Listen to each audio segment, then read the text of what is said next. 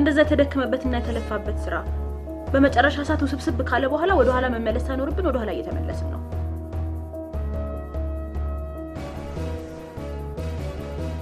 አቶ ማረጉ ከአቶ አማረ ጋር ያለኝን ቅርበት ካወቁ ለኔ ያላቸው ወዳጅነት በጣም ይጨምራል።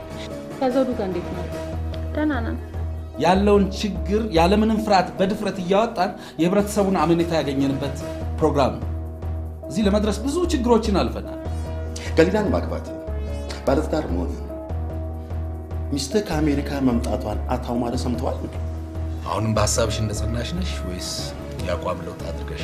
ኧረ በፍጹም አቶ ዳኜ ምንም የተለወጠ ነገር የለም። ይሄ ሰላም አይመስለኝም። በቃ ሌላ ያስደውይለት።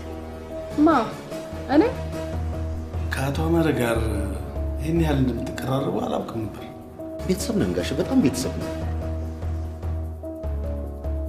እናስማማው እንዴት ደውሏል ነገሩ? ይነግሩሃል። በኋላ ሲሄድ አገናኛለሁ። አርፈሽ ተቀመጪ።